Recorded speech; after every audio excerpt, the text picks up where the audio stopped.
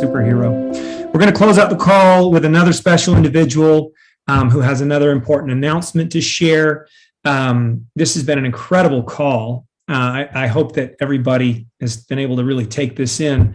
And there really is no better way to close out this call. Of course, we'll have our health professional, our holistic nurse, Susan Rothman, is going to close us out at the very end, just sharing how she feels about everything that was said and sending us off. But we have Jessica Tessier here. Are you there, Jessica? Yes, I am. Well, hello there. Hi, how are you? I was so honored that you called me today. It meant a great deal to me.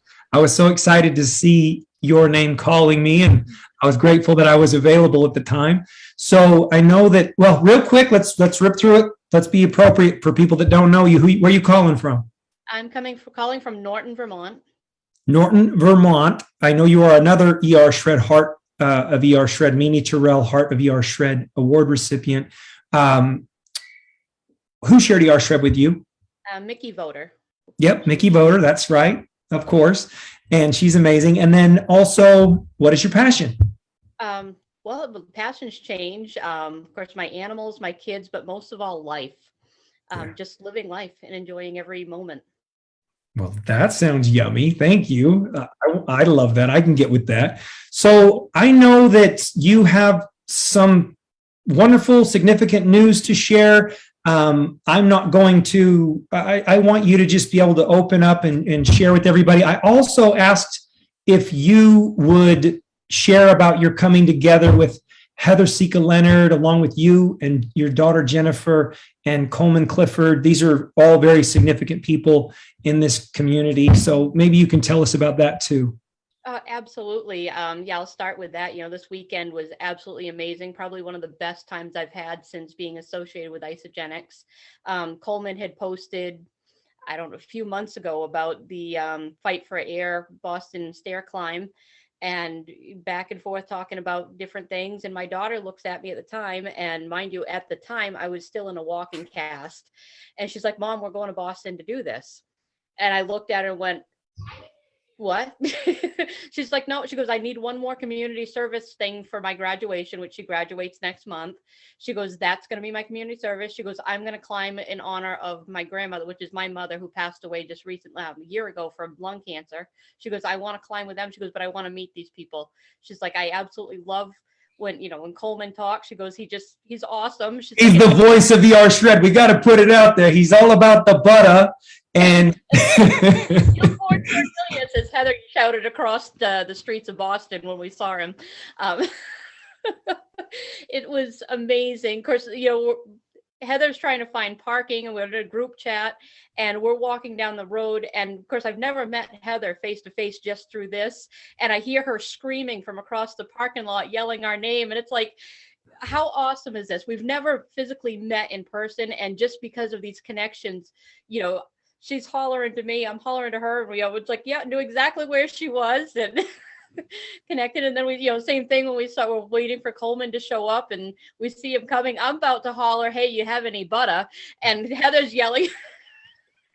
It's just an amazing experience, and so fulfill is so much. I can't even put it into words of how awesome it was to connect on a personal level with with these guys, that I consider friends, and I'm pretty sure, I'm hoping they feel the same way.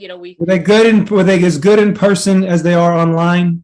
Oh, absolutely. Absolutely. It just, the best part is in person, we got to give each other a hug rather than, hey, and that was probably the best part. And, it was just, like I said, meeting people. It was meaningful for me. I was on vacation. I seen these pictures. What the hell is happening? Like, I didn't compute that you guys had made such a plan, and there you guys all were together. And of course, I quickly made the connection of what y'all were doing. And it was so meaningful for me that you guys all got together like that. It touched my heart. Yeah, it was, like I said, it's one of those experiences that, okay, we're going back next year. I've got people on my team that, hey, I want to come, I want to be there, let's go. And I can't wait, because I'm like, okay, next year we're going back with 4 or 5 more people from up here, and, just meeting up with hopefully the same crew and then some, and, just expanding thing. And, my daughter stole my shred shirt. So she was representing because she took it, we're getting up in the morning and she's like, I was up and dressed first. Sucks to be you, mom, Good for her. So, Oh man, good for her. teenagers, but she's great, and like I said, I think everybody had a great time, and we're looking at different experiences. Jennifer, she wanted to just go and experience it, and then she finished top 5 in her age group, which was amazing for her. Heather did an amazing job. I can't remember exactly where she was, but I know she was top 10. My goal was just to finish and don't fall flat on my face. I mean, that was my whole goal. Was it challenging? It was challenging, but it was a good challenge. And at the end, it's like, oh, I did it. I accomplished this. It's like, yes.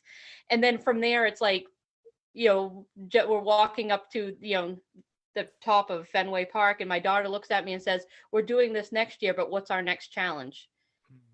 I'm like, well, graduation's first, and then we'll deal with what's next. But we did sign up for a 5K in July. That I'm like, okay, there's our next one, and we'll go. And if people knew your whole story, I mean, this is very significant. Tell them the other part if you're ready for that. Well, 10 months ago, I started my first shred, and I said at that point in time, I'd had a whole big issue. I have an issue with drinking. I know I have it. I know I got to stay away from it, and had really hit a all-time low because I had previously lost over 120 pounds with Isagenix, and then I gained back the majority of it and was just feeling miserable, and was able to recognize that I was going down that dark path and I needed to make a change, and reached out to Mickey again and got started. Well, when I came back, and started Isagenix with the ER shred, I weighed 268 pounds on the button. And this evening, when I got home from work, if you guys can see this, I don't know if everybody can see that. Do it again. So turn it one more time, and then let it sit like that. Don't move it from there. Yep, keep it there. And talk. Yeah, I was just going to say, I'm trying to hold it there. That was when I got out of work today. I stepped on the scales, which I've been wanting to take out and shoot with my 12 gauge. But I stepped on the scales, and 168 pounds. I've hit the 100-pound mark using strictly ER shred protocol. And so okay, I want to see some swords for that. Oh my gosh. Wow. Ultimate goal was to hit that point before I took the scales out and destroyed them, along with a few other things that I need to let go of and shred for, in my life. And that is my goal. Because today it was pouring rain, and I'm like, I can't take, I'm passionate about my firearms too. And I'm like, oh, I don't want to oil them tonight. So right. We'll wait the weekend. And you are literally going to, yeah. Oh yeah. Yep. Yeah. The slug is going in the barrel. Oh yes. It will be. I will make sure. So basically, you're proclaiming that you're gonna one up me on my scale smash. Well, you can smash it or you can blow the damn thing up. I'm thinking, right, let it go. I just love that we're doing this. I mean, I love that we're doing this, and I'm not shaming anybody if they want to weigh, and if they find that motivation through data and tracking, and that's fine, or if they just like the scale or they like to weigh. But for me personally, to break free from that, I always refer to it as what it would do to me was give me a complex. Mm-hmm. Well, it's back, just for with the scales. My son did a science project back in junior high referencing weight and the barometric pressure and the humidity level and everything within the house. And it's one of those things that but it's an addiction. It's just like anything else. It becomes an addiction of, oh, what's the number say today? And then you start putting meaning on yourself based on what that number is. And it means, it's like, okay, you got to stop that, because you can very easily feel just as bad about yourself based on a number as you can see. It's like, I feel great right now. I hit that point and it's amazing. But I also know that feeling of stepping on there going, well, I went up 3 pounds. Yeah. Gosh, now what did I do? And you start thinking back and second guessing and questioning everything. And it's like, that doesn't define me. It doesn't define who we are or anything about my health. Jessica, we are so proud of you, so proud of your mentality. We're so proud of this accomplishment. It is significant, and you're really leading the way, showing other people what's possible. I only have one follow-up question for you, and I just want you to kind of, feel this out. What's different this time? At the risk of, I personally believe that with my own personal health, there's something different this time, and I don't anticipate having another personal health crisis myself. I'm just too damn tough now. I'm pretty damn tough now. So what about you? What's different this time? The mentality is different, and the whole approach to the entire, the way I approach food, the way I approach my day. It's simple. It's not, there's really a very little thought process that goes into, well, what's for dinner tonight? It's pretty simple. Something's coming out of the freezer. Yes, we raise most of our animals right here and, take care of that, but we're going to pull something out of the freezer as long as I have some butter. And if I don't have it, I'm going to make it. It's just the way it goes. It's, that's the staple. I don't have to worry about, oh, do I have this to go with that? And do we, all the garbage that goes with. So almost everybody, Jessica, I got to follow up on that. Almost everybody would say, sounds like you have a very simple, toned down, we'll call them core components of a diet. Yeah. How does that not get boring? How does that not start to, become monotonous and tedious? I have fun with it.